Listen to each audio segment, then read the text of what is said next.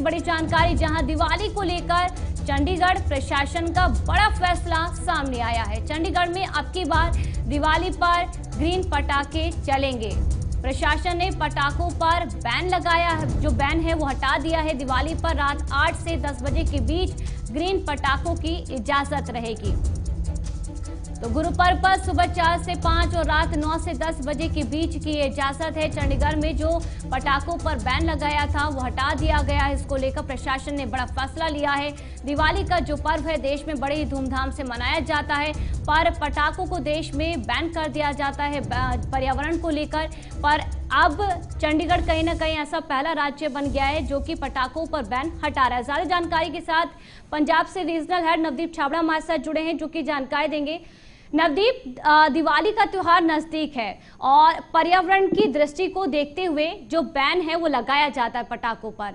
यहाँ हम देख रहे हैं चंडीगढ़ प्रशासन ने पटाखों पर जो बैन है वो हटा दिया है। इसके पीछे का कारण क्या है और क्या ये, अगर ये कहा जाए कि पहला राज्य है तो कितना सही होगी बात?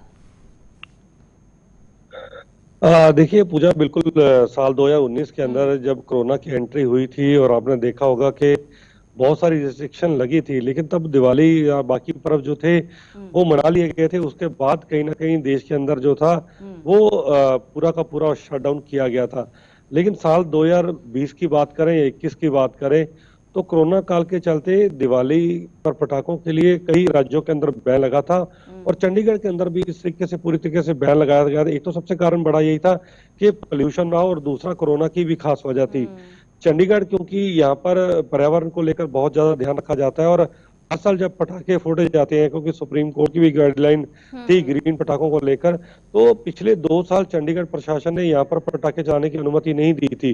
कई इलाकों के अंदर ग्रीन पटाखे चलाने की अनुमति थी, पंजाब कई राज्यों के अंदर, लेकिन चंडीगढ़ में वो भी अनुमति नहीं थी, जिसके कारण वहाँ के जो दुकानदार थे, होलसेलर थे, उनको भी बड़ा नुकसान हुआ था। और जो आम लोग थे जो दिवाली मनाना चाहते हैं, हर साल आपको पता कितनी धूमधाम से देश के अंदर दिवाली मनाई जाती है, वो भी लोग काफी ज्यादा नाराज थे कि आखिरकार उन्हीं पर ये बैन क्यों लगाया गया।